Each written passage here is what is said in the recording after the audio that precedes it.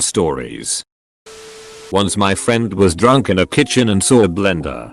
He grabbed a bottle of vodka and some milk and put them together in the blender and blended them together. He then yelled out vodka milkshake, chugged it and then immediately threw up on the floor. At first I thought you meant he blended a glass bottle with milk and chugged it. Same. My throat hurts.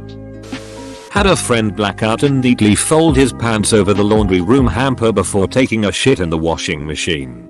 Had to fish it out with a spatula. Couldn't you just run a cycle? You really want that shit spread to every part of your washing machine? We're talking half a dozen cycles. Minimum. Buddy went to Cancun for high school spring break senior year. Got stupid drunk. And tried to coerce, or pull, depending on who you ask, one of the strippers off of the stage while she was dancing. He was quickly kicked out. Since he had to pee so bad but couldn't get back in, he decided to piss on the front of the club.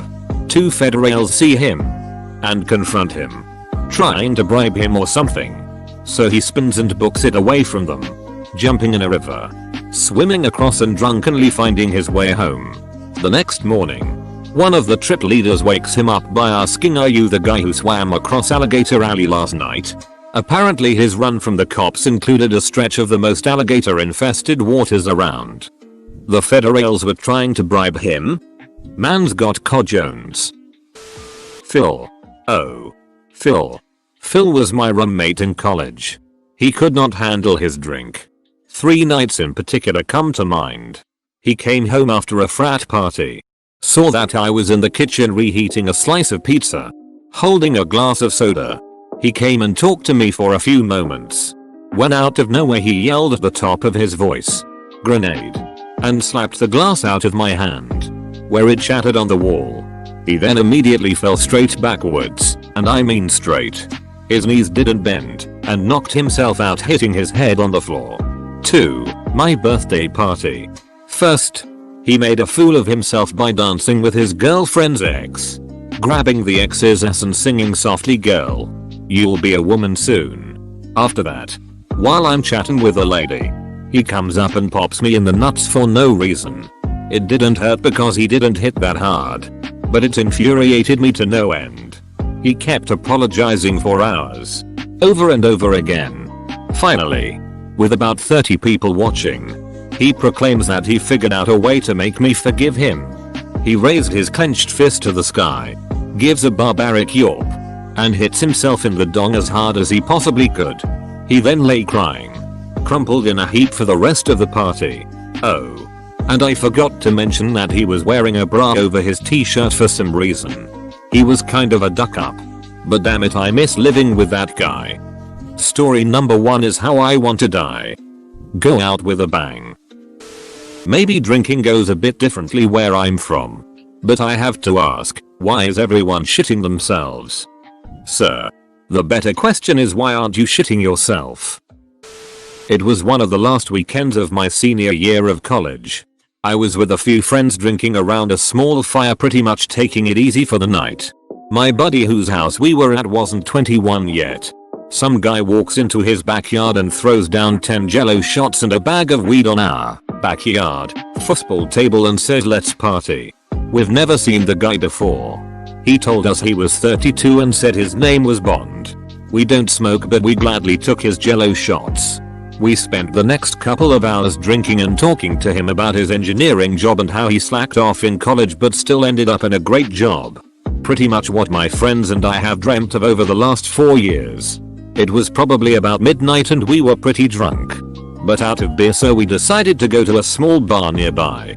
My buddy isn't 21 yet, so he was pretty nervous about being able to get in. But we were so drunk it didn't matter. On the way to the bar, Bond said, "Hang on, I need to stop at my house." We walked in through the back door and into his garage. There was a disco ball on the ceiling and a large sign on the wall that said "Happy 40th birthday." We grabbed a couple of roadies and continued walking to the bar. When we got there, Bond had us sneak in through the back door because my buddy wouldn't be able to get in. No problems. We ordered a couple shots and some more drinks and had a good time. Until about closing time. We were sitting at the bar and smelled the foulest stench ever. It was a fairly crowded bar and as four immature drunk guys were laughing hysterically and joking about how someone shit themselves in the bar. We didn't think someone actually did. But it was a funny thought. We left soon after that and started to walk home. Turns out Bond shit himself. He ripped off his pants and underwear and ran home. We fell to the ground dying with laughter at him. A couple weeks later we were walking back up to the bar for lunch and saw an old man mowing Bond's lawn. We asked him if he knew a guy named Bond and said he had never heard of him before. Maybe Bond wasn't a friend per se, but he has the potential to be a great one. First post 21 party I threw. The roommate and I were liberally drunk. During the course of the night some way or another we decided to turn DDR into the party-wide drinking game. Lots of noise. Through the next hour, the roommate decides to show off his Spider-Man costume. Full skin tight costume based off of the movies that he spent a good 1k on. With him dressed as Spider-Man everything is fine. Everyone's having fun. Around 3 AM the cops show up due to a noise complaint. I being the most clothed and least intoxicated go to talk to them. The roommate screams to stop in the hallway. And says that he's Spider-Man and he'll talk to the police. 5 minutes later we watch Spider-Man getting arrested for disorderly conduct. TLDR. Roommate was so drunk he thought he's Spider-Man and was arrested afterwards. Man. People shouldn't be accountable for their actions when they think they Spider-Man. Everybody gets one. Oh god. Here it goes. My roommate in college was a train wreck when she drank. Still is really. So the second to last night of our senior year, she gets wasted and wanders over to my room. We were living in singles across campus from each other that year. So, she finds her way into my dorm, not sure how, and starts banging on my door and calling me until I answered. I thought it was a lost drunk frat boy again. They lived down the hall. When I opened the door, she slurs something that sounds like futon, so I pull out my futon and give her some PJ pants and tell her to put them on. She goes to the bathroom to change and I fall back asleep. I wake up about 20 minutes later and she's not in my room. I walk to the bathroom and I see her legs in the stall. One leg in my PJ pants and one leg out. I ask her if she needs help and I open the door. She had ripped one of the pant legs completely off and tried to wrap it around her waist like a loincloth or something. She'd also managed to find cereal somewhere and had started eating it when she gave up trying to make the pants fit. She slept on my futon that night. In one leg of my PJ pants. Covered in Fruit Loop pieces. Sue, is your friend seeing anyone? My younger brother also had a corker. He was 15 and had a sleepover party in our rumpus room. Basically about 10-12-15 YO guys in sleeping bags having some sort of sausage fest. One of them had thought he was very cool and sneaked in some alcohol. I ignored them and stayed in my room, but at about 2 AM there was moaning from the bathroom beside the rumpus room. I went to investigate and found a drunk kid covered in shit, sitting on the toilet and holding his head in his hands. I pieced together what had happened. He had woken up to find himself shitting in the sleeping bag.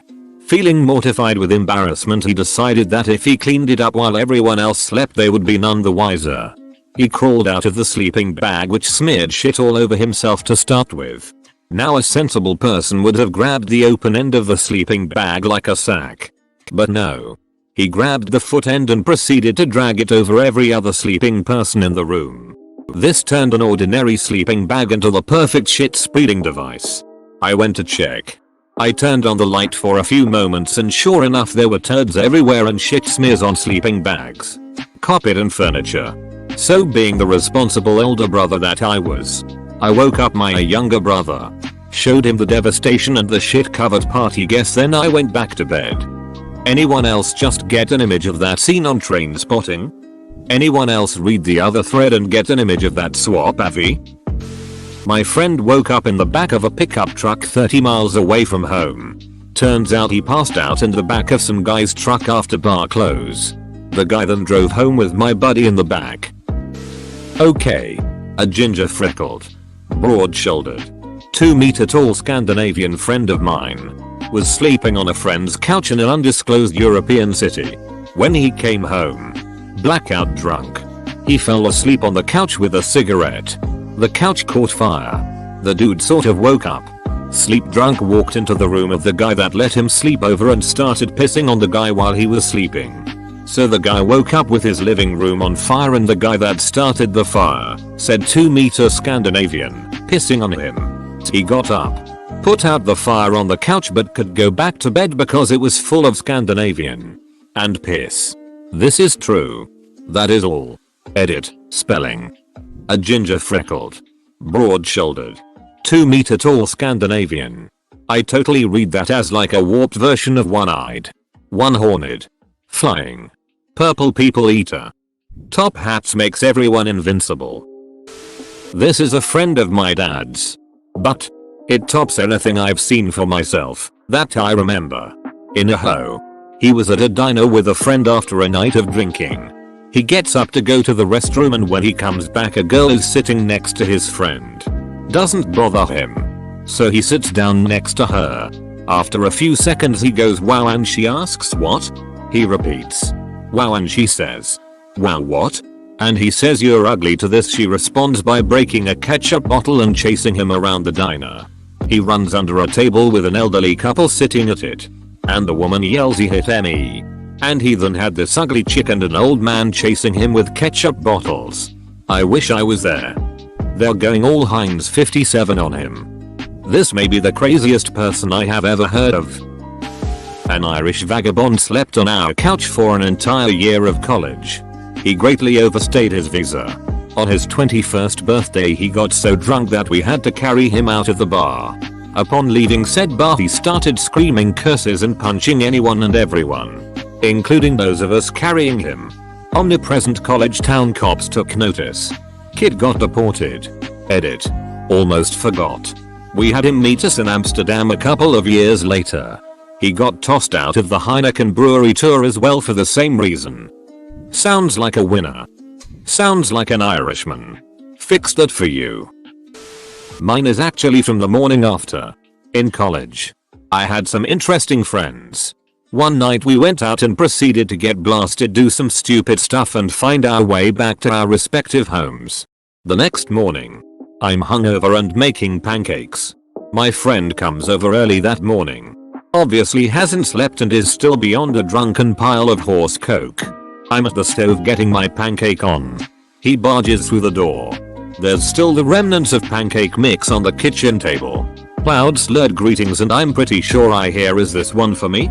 Now, I didn't realize it, but the leftover pancake mix mess that was on the table from me half drunkenly mixing it up was actually in a very neat little powery line. So back to my friend barging in. "Is this for me?" And before I can even turn around and ask WTF, he snorts the huge line of pancake mix.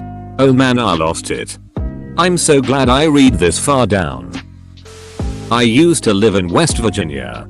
Every weekend, what else is there for the local kids to do but build bonfires and drink sitting on the edge of pickup trucks?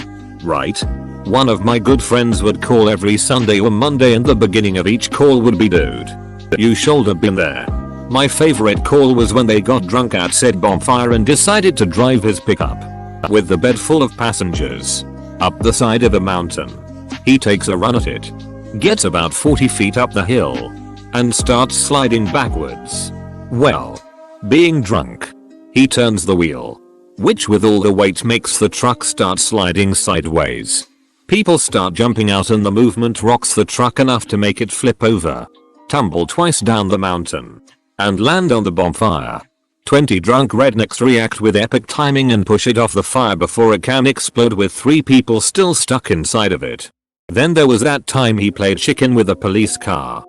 Nothing as awesome as being young and stupid in Redneckville, USA. It's not so much as redneck as it is not a damn thing to do. Except in the Morgantown. Good ol' Morgantown. This is a high school memory I recently reiterated of the victim's 21st. My friends and I ordered a minivan cab to take us to a party. We had all been pre-drinking pretty hard. Especially this one chick who we made sit at the front because we didn't want to have to wade through her vomit if she did end up chundering. Anyway, I'm sitting next to my best friend Beck, who begged for the window seat so she could pop her head out and sing yell obscenities to no one in particular. Later on into the journey she suddenly stops singing and giggles. She continues to say, "Oh, it's raining.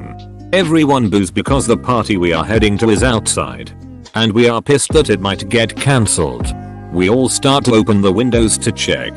However, we needn't bother as the wasted chick turns from the front and confesses it wasn't rain. Turns out she heaved out the window and it sprained onto Beck's face as her head was out the window. Hilarity ensued. Thanks for watching. Subscribe for 3 videos a day.